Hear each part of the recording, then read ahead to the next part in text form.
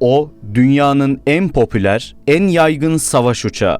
Tam 25 ülke tarafından kullanılıyor. Halen dünyada 4700'den fazla uçak aktif olarak uçmaya devam ediyor. Öyle bir tasarıma sahip ki birden fazla modeli var. Yaklaşık 50 yıl önce üretilmesine rağmen hala fabrikada üretimi devam ediyor. Bahsettiğimiz uçak F-16 Fighting Falcon. Ancak bu uçağın bilmediğimiz hikayesi de var. Mesela F-16'nın bir grup isyankar mühendis sayesinde ortaya çıktığını biliyor musunuz? Öyle ki ilk önerildiğinde istenmeyen bir projeydi. Peki F-16 nasıl oldu da istenmeyen bir projeden dünyanın en yaygın savaş uçağına dönüştü? Gelin 50 yıllık bu yaşayan efsanenin perde arkasına bakalım. Envanter serimizin bu bölümünde Türk Hava Kuvvetleri'nin de vurucu gücünü oluşturan dünyanın en popüler savaş uçağı F-16'ya yakından bakıyoruz. Hazırsanız başlayalım. Videoya başlamadan önce GZT ailesi olarak 3 milyon abone hedefine doğru ilerliyoruz. Bu yolculukta destek olmak için kanalımıza abone olmayı, videoyu beğenmeyi ve yorum bırakmayı unutmayın.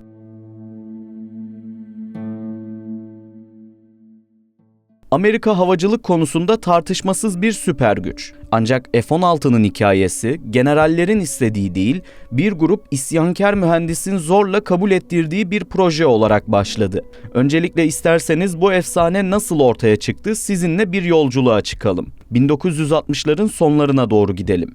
Vietnam Savaşı tüm şiddetiyle devam ediyor. O dönemde Amerikan Hava Kuvvetleri hep daha büyük, daha ağır ve daha güçlü uçak geliştirelim felsefesindeydi.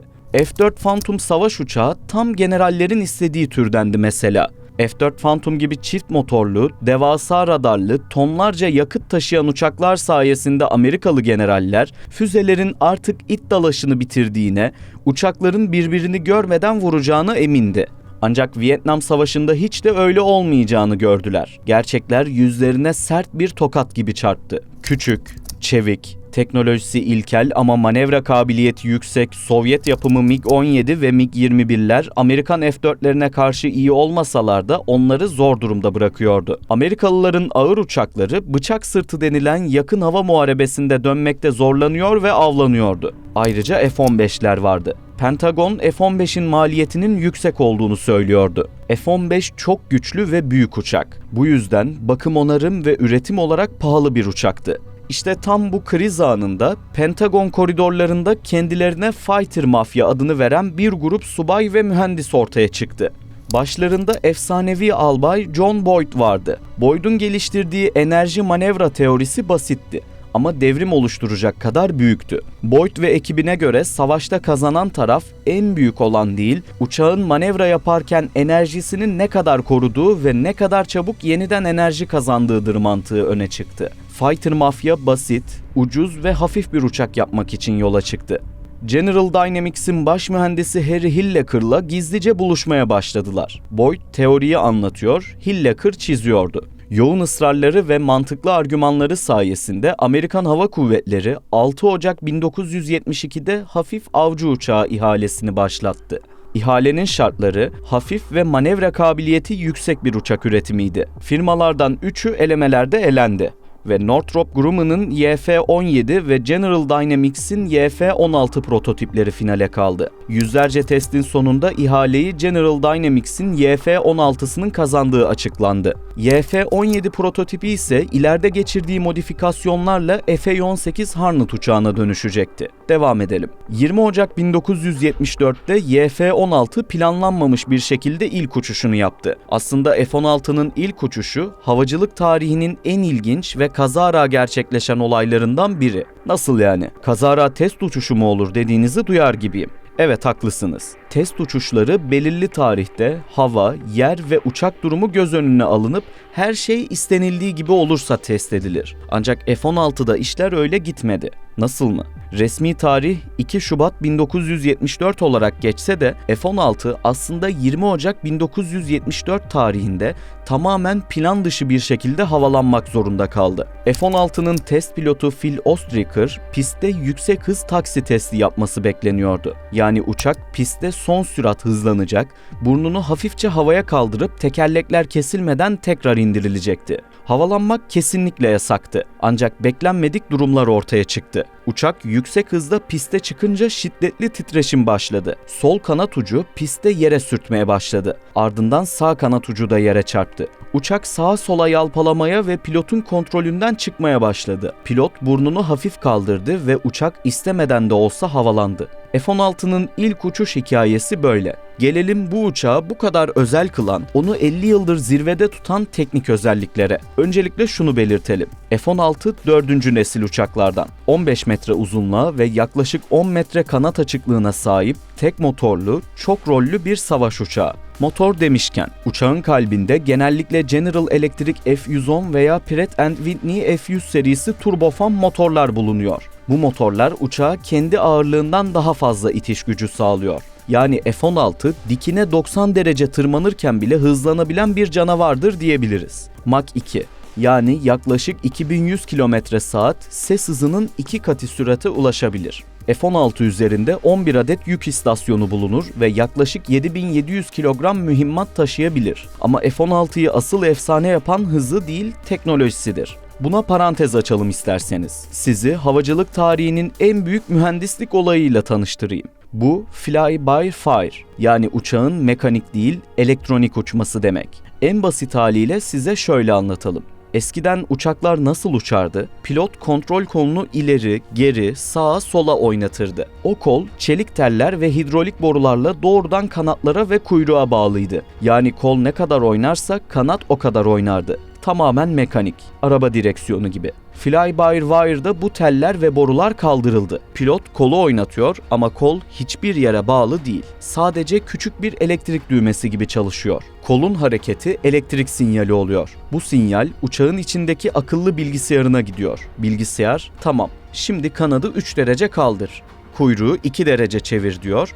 Kanat ve kuyruk hareket ediyor. Yani pilot değil, bilgisayar uçağı uçuruyor. Pilot sadece ne yapmak istediğini söylüyor. Bu F-16'ya inanılmaz bir çeviklik kazandırdı. Fly-by-wire'ın dünyada ilk kez F-16 savaş uçağında kullanıldığını da hatırlatalım. Ayrıca bir F-16 pilotu keskin bir dönüşte yer çekiminin 9 katı yani 9G kuvvete maruz kalır. Bu 80 kiloluk bir pilotun göğsünde 720 kiloluk bir baskı hissetmesi demektir. Mühendisler bunu çözmek için F-16'nın koltuğunu diğer uçaklardaki gibi 13 derece değil 30 derece geriye yatık tasarladı. Bu açı sayesinde kanın beyinden ayaklara çekilmesini zorlaştırır ve pilotun bayılmasını engeller. Kokpitteki kontrol kolu bacak arasında değil pilotun sağ tarafındaki konsoldadır. Bu da yüksek basınç altında kolunu kaldırmakta zorlanan pilotun sadece bilek hareketleriyle uçağı kontrol etmesini sağlar. Ve tabii ki o meşhur kanopi. F-16'nın kokpitine baktığınızda pilotun görüşünü engelleyen hiçbir metal çerçeve göremezsiniz. Köpük kanopi adı verilen bu tasarım pilota mükemmel bir 360 derece görüş açısı sunar. Gelelim F-16'nın evrimine. F-16 diğer uçak modellerine göre sürekli güncellenen bir platformdur. Bu güncellemelere blok denir. F-16 tasarım olarak o kadar çok rollüdür ki tasarım değişikliği ve güncellemesi rahatça yapılır. İlk çıkan A ve B modelleri sadece gündüz uçan avcılardı. Ardından C ve D modelleri geldi. Özellikle Blok 30, 40 ve 50 serileri efsaneleşti. Devam edersek, Blok 30 güçlü motoru ve hafif gövdesiyle it dalaşı için en sevilen modeldir. F-16 Blok 40'a bakarsak, gece ve her türlü hava koşulunda alçak irtifa taarruz yeteneğine sahip.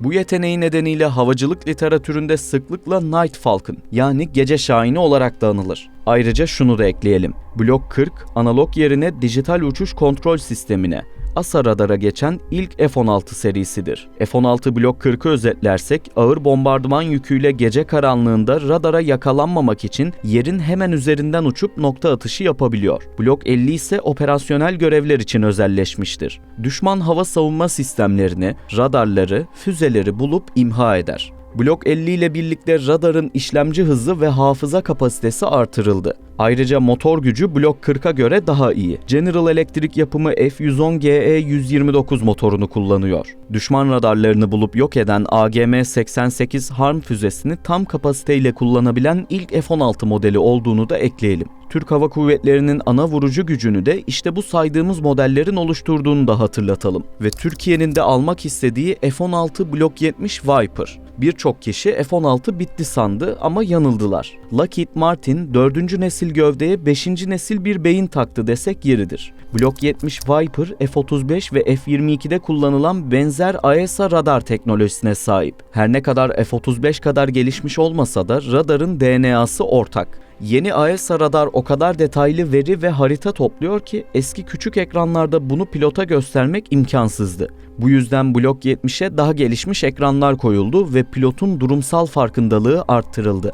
Bu radar sayesinde F-16 artık düşmanı çok daha uzaktan tespit ediyor, elektronik karıştırmaya karşı koyuyor ve aynı anda hem havadaki uçakları hem de yerdeki tankları takip edebiliyor. Ayrıca gövde ömrü 8000 saatten 12000 saate çıkarıldı. Yani uçaklar 2060'lara kadar uçmaya devam edecek. Peki bu uçak neden bu kadar başarılı? Neden bu kadar çok tutuldu? İsterseniz bu soruların peşinden gidelim. Aslında bu sorunun birden fazla cevabı var. Bunlardan biri savaş tecrübesi. F-16 kendini savaş alanında defalarca kanıtlamış bir uçak. Birçok kez operasyonlarda öne çıktı. Havacılık kayıtlarına göre F-16'lar 76 hava zaferi kazandı. Özellikle İsrail'in Beka Vadisi'nde Suriye uçaklarına karşı kazandığı zaferler ve Irak'taki Osirak nükleer reaktörünü vurması bu uçağın şöhretini perçinledi. 3 gün içinde İsrail uçakları 82 Suriye uçağını düşürdü. Bu sayının 44 tanesini tek başına F-16'lar vurdu. F-16'nın operasyonel kabiliyeti de ülkelerin istediği türden. Hava, hava-yer, keşif, saldırı operasyonlarında çok yönlülüğüyle öne çıkıyor. F-16'nın bir başka en büyük sırrı modüler yapıda olması. Yani sürekli farklı modelleri çıkar ve uçağı kendi ihtiyaçlarınıza göre modernize edebilirsiniz. 1978'de üretilen bir F-16 Block 10 ile bugün üretilen Block 70 bunun en büyük örneklerinden. Sürekli güncellenebilir bir uçak. Radarını ve bilgisayarını değiştirip yepyeni bir uçak yaparsınız. Bu da onu eskimeyen bir platform yapar. Bir de bu kadar tercih edilmesinin bir diğer sebeplerinden biri maliyeti ve fiyatı. Çift motorlu bir F-15 veya Eurofighter'ı 1 saat uçurmanın maliyeti 40-50 bin dolar bandındayken tek motorlu F-16'da bu rakam 20 bin dolar seviyelerinde. Birim fiyatı 60 ila 80 bin dolar seviyesinde olurken paket dahilinde yedek motor, mühimmat, bakım parçalarından oluşursa maliyet 130 milyon dolarla 170 milyon dolar rakamı buluyor. Barış zamanında pilotlarınızı sürekli eğitmek zorundasınız. F-16'nın ülkelerin bütçesini iflas ettirmeden bunu yapabilen en verimli platformlardan olduğunu da hatırlatalım. Ayrıca dünyada 4700'den fazla üretildiği için yedek parça sorunu asla yaşanmaz. Bir F-16 vidasını dünyanın her yerinde bulabilirsiniz. Ancak bir Rafale veya Eurofighter parçası için aylarca beklemeniz gerekebilir. O yüzden F-16 lojistik açıdan ülkelerin kolayca ulaşabileceği bir uçak. Zaten bu yüzden dünyada en yaygın ve başarılı bulunan uçaklardan biri. Konumuza devam edelim. Gelelim Türkiye ve F-16 ilişkisine. Türkiye için sadece bir satın alma değil, aynı zamanda bir sanayileşme hamlesi oldu. Türkiye 1980'lerde Öncel projesiyle bu uçakları sadece almakla kalmadı. Ankara'daki TUSAŞ tesislerinde bizzat üretti. 1987-2012 yılları arasında TUSAŞ, Türk Hava Kuvvetleri için 270 adet, Mısır Hava Kuvvetleri içinse 46 adet F-16 üretti. Türk mühendis ve teknisyenlerinin elinden çıkan bu uçaklar, Lockheed Martin'in kendi fabrikasından çıkanlardan bile daha kaliteli montaj oranlarına sahip olmasıyla ünlendi. Bugün Türk Hava Kuvvetleri, envanterindeki yaklaşık 243 adetten fazla F-16 ile Amerika'dan sonra dünyanın en büyük ikinci F-16 filosuna sahiptir. Peki bu efsanenin rakipleri kimler? Karşısında Rusya'nın MiG-29'u, Fransa'nın Rafale'ı, Avrupa ortak yapımı Eurofighter Typhoon ve İsveç'in Saab Gripen'i var. MiG-29 çok iyi manevra yapar ama motor ömrü kısadır ve çok yakıt yakar. Eurofighter ve Rafale ise çift motorludur. Performansı yüksektir ama maliyetleri F-16'nın 2-3 katıdır. İsveçli Gripen ise ekonomik bir rakiptir ama F-16'nın sahip olduğu o devasa küresel ağa ve savaş tecrübesine sahip değildir. F-16 ne en hızlısıdır ne en yükseğe çıkanıdır ama her görevi çok iyi seviyesinde ve makul fiyata yapabilen dünya dünyadaki tek uçaktır. İşte bu yüzden 25'ten fazla ülke bu uçağı kullanıyor. İşte böyle. F-16 Fighting Falcon istenmeyen bir projeyken bugün dünyanın en yaygın savaş uçağı. Sadece bir makine değil, modern hava savaşının ta kendisi. Küçük, ölümcül ve vazgeçilmez. Peki sizce F-16 savaş uçağı söylenildiği kadar iyi mi? Türkiye F-16'nın Block 70 Viper modelini almalı mı? Yorumlara sizleri bekliyoruz. Son olarak GZT ailesi olarak 3 milyonluk dev bir ordu olmaya çok yaklaştık. Bu yolculukta bize destek olmak isterseniz kanalımıza abone olmayı, beğenmeyi ve yorum yapmayı unutmayın. Bir sonraki envanter videosunda görüşmek üzere. Hoşça kalın. O, dünyanın en popüler, en yaygın savaş uçağı.